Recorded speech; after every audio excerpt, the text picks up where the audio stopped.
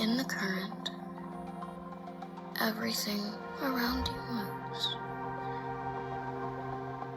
Nothing stands still. In the current, rough stones are smoothed and new paths are formed.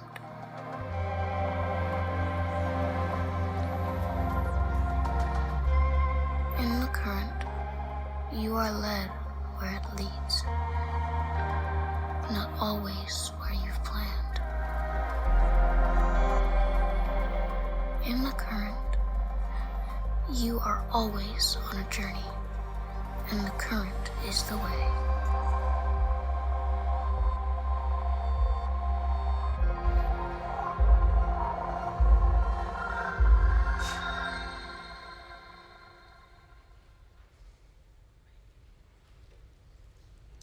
Happy Thanksgiving. I know you're confused. It's a week and a half away. But I have to tell you, Thanksgiving is my favorite holiday. I mean, there are a lot of good holidays out there. I mean, they're terrific holidays, anniversaries and birthdays and Memorial Day and Veterans Day and Christmas and Easter, of course, and 4th of July. And there are a lot of great holidays, but Thanksgiving, that is my jam. I love Thanksgiving. And there's a couple reasons why I love Thanksgiving. And the first reason is I have no negative memories of Thanksgiving. I have been blessed to live a life, my entire life. Every Thanksgiving seems to be awesome. And it's awesome for 4 reasons. First is family and friends. Every Thanksgiving that I can remember, I've been surrounded by family and friends, and they've been absolutely fantastic. They've been the joy of my life. And then the second thing that I've been thankful for is football on Thanksgiving. And as a Cowboys fan, they've always played on Thanksgiving. So I'm in turmoil right now. I have mixed emotions, but I'm still thankful for football on Thanksgiving. But the thing that I am most thankful for about Thanksgiving is the food. The food on Thanksgiving, there's food on Thanksgiving that I don't eat any other time of year. This is going to sound really idiosyncratic, but I only ever eat pumpkin pie on Thanksgiving. It's kind of like the Thanksgiving thing. And I'm pretty peculiar about my pumpkin pie because I have a formula for eating pumpkin pie. It is a 1-to-1 ratio between pie and Cool Whip. So yeah, and if you're familiar with the density of Cool Whip, if you have 8 ounces of pie, that's an entire container of Cool Whip. And that's just about right for me. I have pumpkin flavored Cool Whip on Thanksgiving. But there are certain foods that we associate with just Thanksgiving. And so I was researching and I was looking at national surveys. What are the foods that people associate with just Thanksgiving? And I want to share with you the top 5 foods that are part of the Thanksgiving meal. And I want to ask you if you agree with this. How many of you associate fresh-made dinner rolls with Thanksgiving? Yeah, a few? Yeah, okay. How many of you associate mac and cheese with Thanksgiving? See, I didn't either. I didn't grow up, but 83% of all Americans say macaroni and cheese is a Thanksgiving dish. If you had told my grandmother that, she would have slapped you in the next week. Because macaroni and cheese is what you eat when you don't have anything else. That was kind of like, okay, you eat a tomato and onion sandwich and mac and cheese. You don't eat that on Thanksgiving. 83% of all Americans say macaroni and cheese is a go-to Thanksgiving dish. Number 3, gravy and stuffing. How many of you say gravy and stuffing is Thanksgiving dish? Yeah, it just doesn't fit.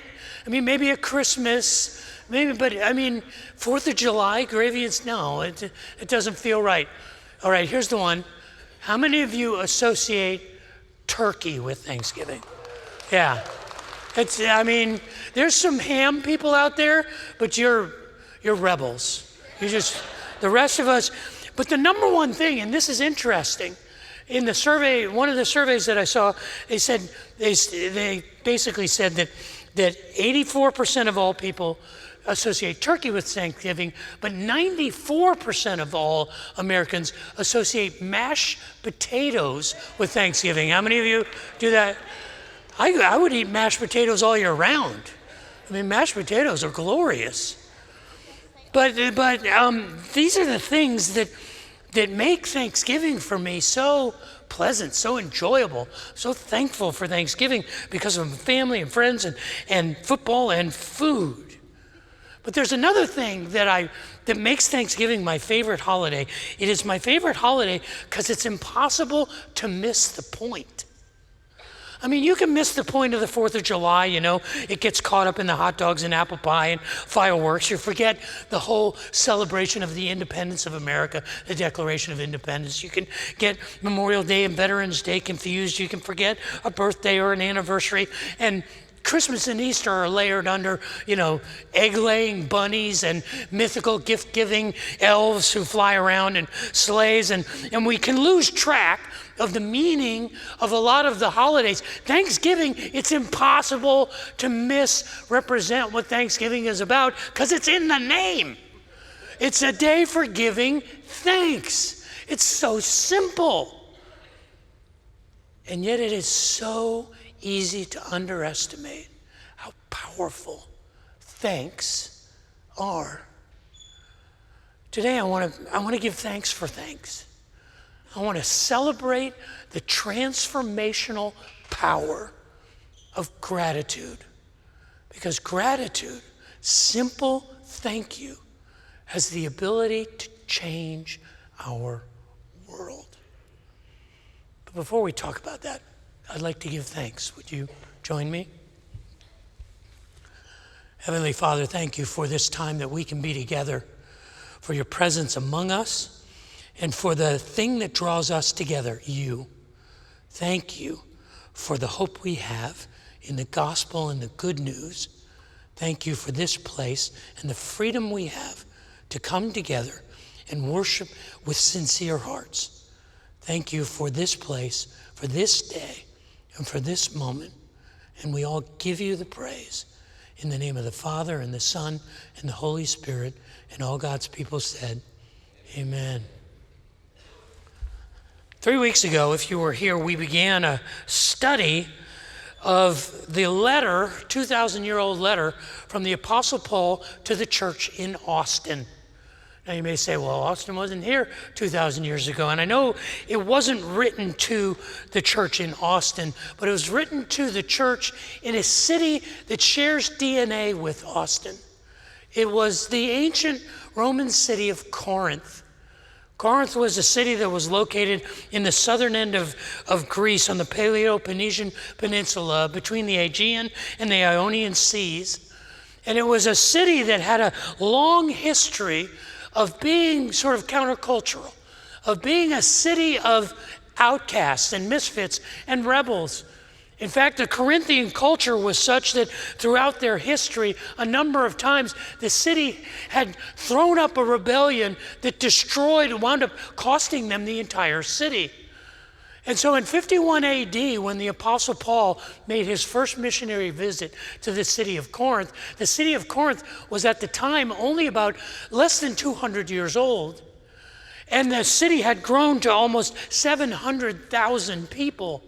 Most of them were not from the Corinthian region. They were transplants. They were people from all over the Roman Empire, and they were rich and poor, and slaves and free, educated and uneducated, Jews and Gentiles. And so the city of Corinth was this city, just like Austin, a city of second chances, a city of new beginnings, a city of second starts, of fresh starts. And so the church that began in Corinth really reflected sort of this rebellious spirit, this attitude of the Corinthians, which is like the attitude of Austin, which is, you're not the boss of us. We're going to go our own way. We're going to do our own thing. And it didn't take long before the church in Corinth began to reflect some of the countercultural problems that the Corinthian society had. And it didn't take long before the Apostle Paul heard that this young church in the city of Corinth was literally beginning to tear itself apart. And in March of 56 AD, while he was in the city of Ephesus, word came to him that the Corinthian church was struggling. And so he wrote them a letter, and the letter that he wrote to the Corinthian church is preserved in our Bibles. It's called 1 Corinthians. And in the letter of 1 Corinthians, the Apostle Paul is pointing out the problems that are tearing the church apart. Right in the first chapter, he says, I get word from one of the house churches, the people that meet in the home of Chloe, that you are quarreling and there are divisions among you. In chapter 3, he said, I heard that you're jealous of one another and that you're quarreling with one another out of jealousy. In chapter 3, he highlights that he heard that there's sexual immorality going on in the church that even the pagans would not endorse. A man is sleeping and having sex with his father's wife. He says that in chapter 6 that you are cheating on one another. You are being dishonest with each other as brothers and sisters. In chapter 11 of that letter of 1 Corinthians, he says, when you meet together, you're actually doing more harm than good. Because when you come together, you are highlighting your divisions and your struggles. And so the Apostle Paul wrote them a letter hoping to influence them. But the Corinthian church didn't take the Apostle Paul's advice. They didn't receive his wisdom.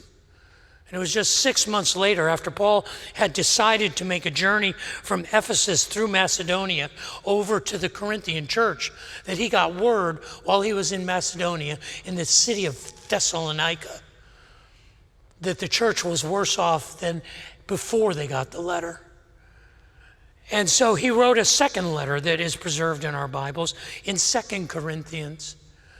And the entire letter of 2 Corinthians is in response to something that Paul said in 1 Corinthians in chapter 11.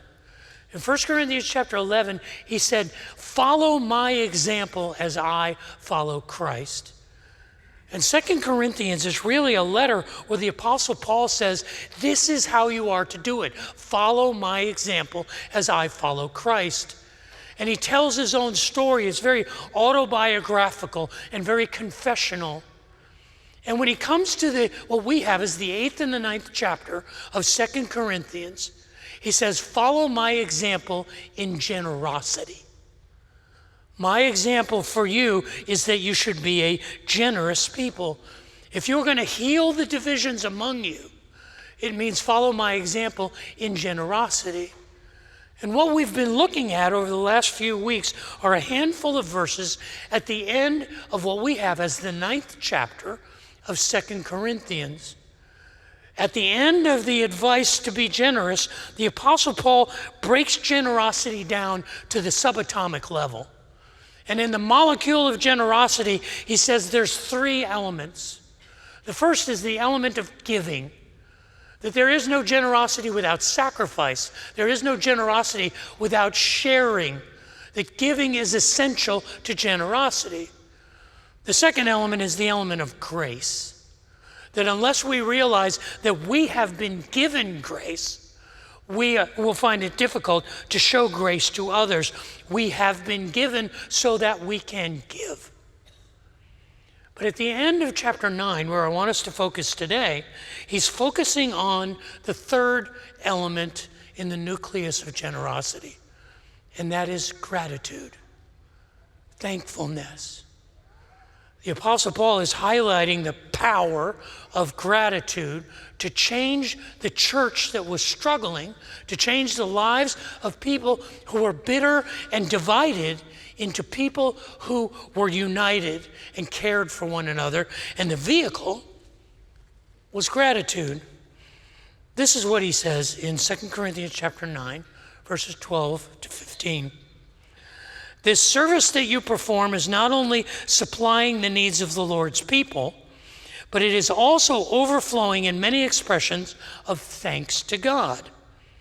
Because of the service by which you have proved yourselves, others will praise God for the obedience that accompanies your confession of the gospel of Christ and for your generosity in sharing with them and with everyone else. And in their prayers for you, their hearts will go out to you because of the surpassing grace God has given you. Thanks be to God for his indescribable gift. Now, hearing that, you may say, what? Huh? It's a very technical description. It's very theologically dense. But what the Apostle Paul is saying is that there is power in gratitude. It is changing the world. People are giving thanks for you because of your generosity. Because this was so difficult for me to understand, I went through and I translated out of the Greek for myself. I want to share with you the paraphrase that I came up with. I'm not sure this clears it up, but this helps me understand sort of the tone the Apostle Paul has. This is my paraphrase. Because of your ministry of generosity, two good things will result. Not only will the needs of the saints be met, they will also eagerly express thanksgiving to God for you. When they give thanks to God for your generosity, your obedient generosity proves that you believe the gospel that you say you believe. And they will gratefully pray for you because the grace God has given you was made real to them. Thank God for his gift of your generosity. It is indescribable.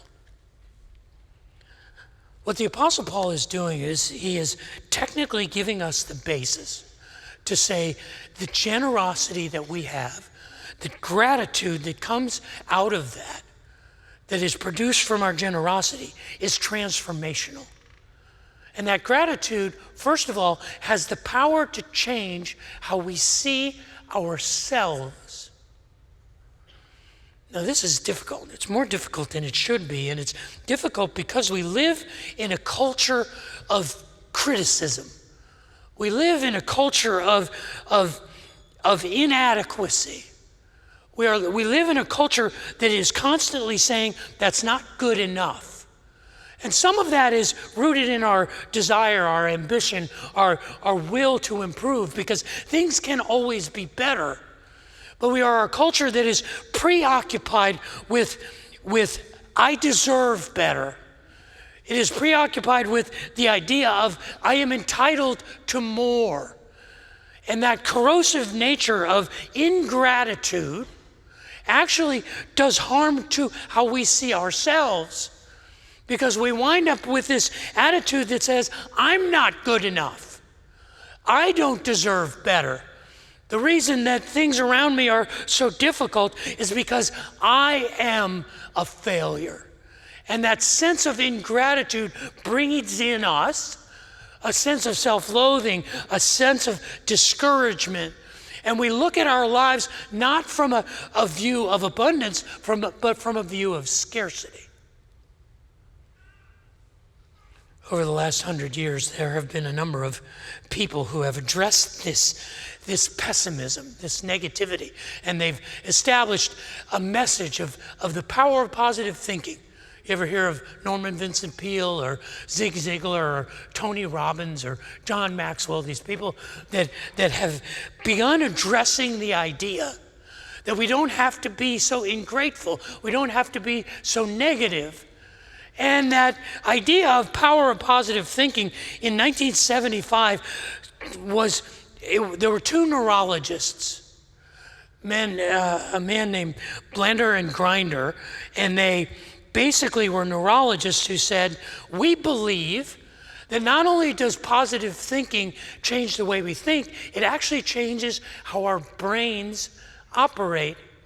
And they published a book in 1975 that was panned by most of the scientific community, where they said that our brains have a neuro-linguistic programming that we can change the chemistry of our brains just by being positive, by using positive, affirming, grateful words. And most people looked at this and said, no, there's no scientific basis that proves that you can change the way your brain operates simply by thinking positively. This was true until 2010, when a neuroscientist named Dr. Daniel Amen did a research project with his partner where they studied 83,000 CAT scans. And they compared the CAT scans of the way brains worked in people who were depressed, or people who were psychotic, or people who were suffering from mental disorders, and compared them to the brains of people who were healthy and relatively well balanced as human beings. And what Dr. Amen found was he found ants in the brain. He didn't find actual ants. He found what he called automatic negative thoughts. He found that people who were struggling with depression and people who were struggling with suicidal thoughts had actually reprogrammed the neurons in their brains so that their first thoughts were automatically negative. In their research paper, this is what they said. Listen to this. Every single time you have a thought, your brain releases chemicals. Every time you have a sad, hopeless, mad, cranky, unkind, judgmental, or helpless thought, your brain immediately releases chemicals that make your body feel awful. Your hands get cold and wet, your muscles get tense, your heart beats faster, and your breathing becomes shallower. Additionally, the activity in your frontal and temporal lobe decreases, which negatively affects your judgment, learning, and memory. The opposite is also true.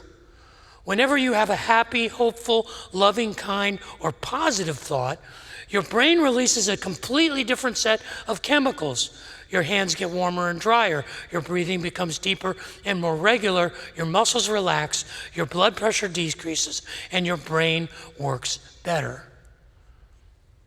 You know the easiest way to activate that? Thank you. Thank you.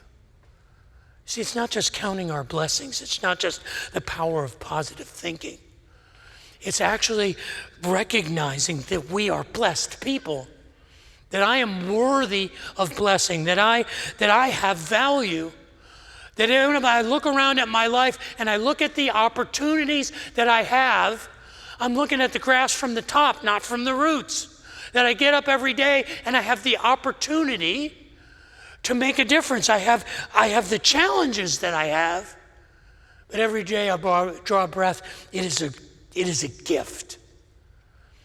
And the person who gives thanks for that changes how they see themselves and literally changes the programming in their brains. That's the power of gratitude. The power of gratitude says we can change how we see ourselves. The power of gratitude also can change how we see others. The power of gratitude can change how we see others and how others see us. Have you ever worked in a workplace where you got no affirmation? Where the expectation was that you do your job and that was just what you do? That no one ever said thank you, that no one ever said attaboy, that no one ever said really good job, well done. Compare that to a workplace where you're constantly affirmed, where you're constantly reminded of your value. Studies have shown that it literally changes the performance value of the employees if they feel validated, if they feel affirmed, if they feel thanked. Just by simply saying thank you to the people who work for you, you're actually motivating them. And the statistics show that not only do they work longer, and they work more intensely, and they are less likely to quit, but they're actually more productive in their jobs, and they enjoy them more by simply saying, I appreciate you, well done, thank you, nice job. This is exactly what the Apostle Paul is doing in 2 Corinthians. In 2 Corinthians, he is saying to the Corinthian church that was tearing itself apart, well done. Thank you, guys. I know you have all kinds of problems, but you also are a blessing to so many people. Listen to my paraphrase again from 2 Corinthians. Because of your ministry of generosity, two good things will result. Not only will the needs of the saints be met, they will also eagerly express thanksgiving to God for you. When they give thanks to God for your generosity, your obedient generosity proves that you believe the gospel that you say you believe. And they will gratefully pray for you because the grace God has given to you was made real to them. Thank God for his gift of your generosity. It is indescribable. It occurred to me this week in a way that I'm disappointed to admit that I don't say thank you enough to you.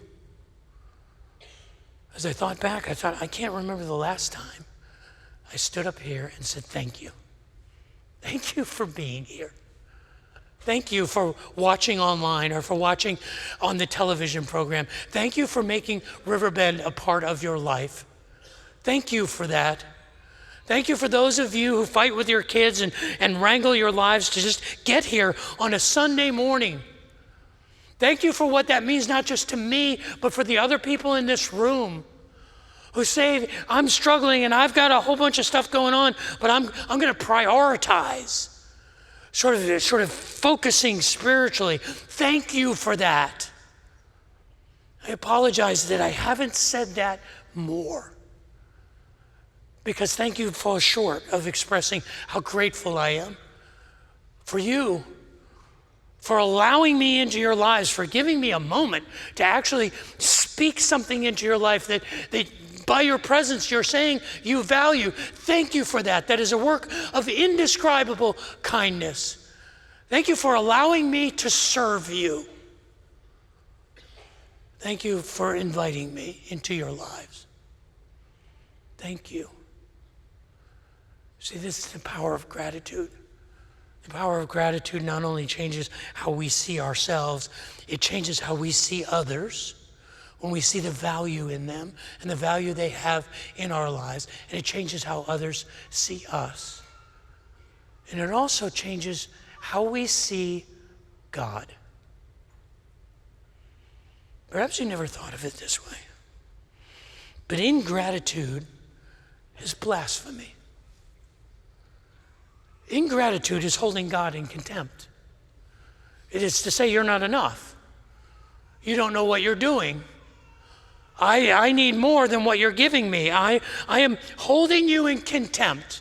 This is the nature of ingratitude. We are, when we give thanks, when we count our blessings, when we look around at our life and we take an inventory, not just of what is, but what could have been.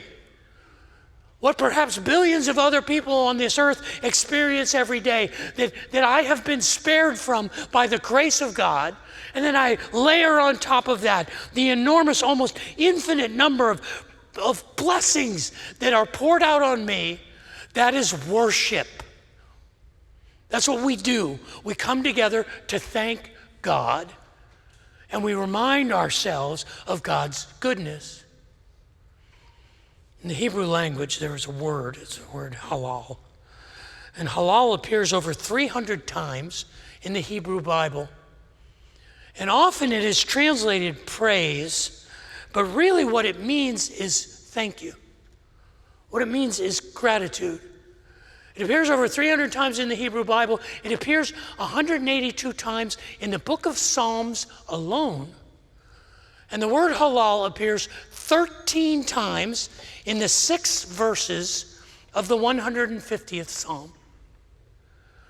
Now, it's often translated praise, but it can mean thanks. I want to share with you the 150th Psalm, reading halal as an expression of gratitude. Thank the Lord.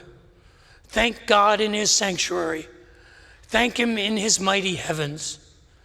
Thank him for his acts of power. Thank him for his surpassing greatness. Thank him with the sounding of the trumpet. Thank him with the harp and the lyre. Thank him with the timbrel and dancing. Thank him with the strings and pipe. Thank him with the clash of cymbals. Thank him with resounding cymbals.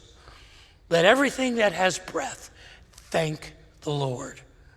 Thank the Lord. This is why Thanksgiving is so important. Well, it's important for us to give thanks for thanks, because it changes us, changes how we see ourselves. It changes how we see others and how others see us. And it changes how we see God. And ultimately, I believe it has the power to change our families and our communities and our church and our city and our nation and our world. This is the power of gratitude. This is what the Apostle Paul was talking about when he wrote to the Corinthians in 1 Corinthians chapter 11, and he said, "Follow my example as I follow Christ." And he outlined in 2 Corinthians the architecture of his life and says, "Follow me." And when he comes to chapters 8 and 9, he says, "Follow my example of generosity." And as he comes to the end of chapter 9, he tells us to celebrate gratitude. Let me read for you Eugene Peterson's paraphrase from the Message of 2 Corinthians 9, 12 to 15. Carrying out this social relief work involves far more than helping meet the bare needs of poor Christians. It also produces abundant and bountiful thanksgivings to God. This relief offering is a prod to live your very best, showing your gratitude to God by being openly obedient to the plain message of Christ. You show your gratitude through your generous offerings to your needy brothers and sisters, and really toward everyone. Meanwhile, moved by the extravagance of God in your life, they'll respond by praying for you in passionate intercession for whatever you need. Thank God for this gift, his gift. No language can praise it enough. We celebrate the power of gratitude. It is embedded in the Apostle Paul's teaching in 2 Corinthians. And in 2 Corinthians 9, the verses we've been looking at, the three elements that comprise the molecule of generosity are the elements of giving and sacrifice and serving others, and grace, recognizing that we have received from God undeserved favor, and the expressions of gratitude and thanks to God. This is what makes Thanksgiving my favorite holiday. It's my favorite holiday because it's impossible to mess it up. You can layer in with egg-laying bunnies and mystical flying gift-giving elves and all kinds of things, the holidays of Christmas and Easter. You can lose track of the other holidays in the year, but there's no messing up Thanksgiving, because Thanksgiving is about giving thanks. And I am thankful for it. I'm thankful for the friends and the family. Not so much the Cowboys anymore, but football. And the food. But it occurs to me that there are certain foods that are typically eaten on Thanksgiving that most people don't like. So I want to find out, and this is a result of a national survey, the 5 least liked Thanksgiving foods. And I'm curious to see how many of you would say that you fall into these categories. There's a national survey that says that there are the popular foods, like mashed potatoes is the most popular in Texas. For some strange reason, in Washington State, the most popular Thanksgiving food is green bean casserole. And in Virginia, the most popular Thanksgiving food is salad. What's wrong with these people? But there are foods that we really don't like. And I want to find out how we here in Austin feel about these, how many of you would say that you could do without, on Thanksgiving, glazed carrots? Anybody? Not glazed carrots fans? Okay, that's good. In the chapel, there were like 2 people. I think it's a totally different crowd. We got the carrot people and the non-carrot people. Found that out today. All right, how many of you would say, I can do without, on Thanksgiving, stuffing, dressing, and gravy? See, only a few. There's a few anti-stuffing people. 22.3% of all Americans said least favorite Thanksgiving food. Ready for this one? How many of you could do without sweet potatoes or yams? Now, don't confuse the marshmallows on top. I'm talking about just eating the sweet potatoes. Well, it says that 25% of all Americans, least favorite. How about this? You ready for this one? Coleslaw. How many say I can do without coleslaw? 25.3% say coleslaw. Number 1, with a bullet, 27.5%, green bean casserole. How many of you don't do green bean casserole?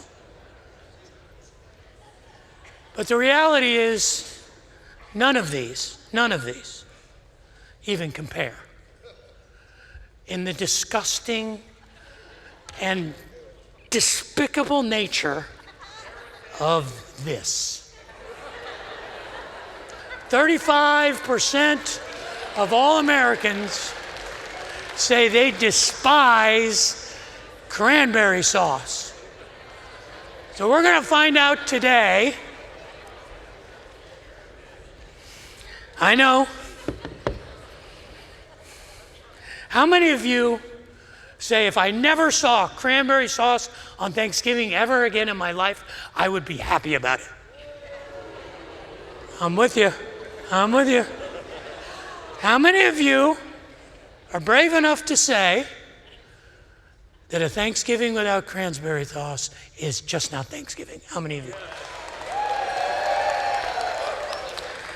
Well, what I can tell you is that this is not going home with me. So, you like cranberry? You're a fan? All right.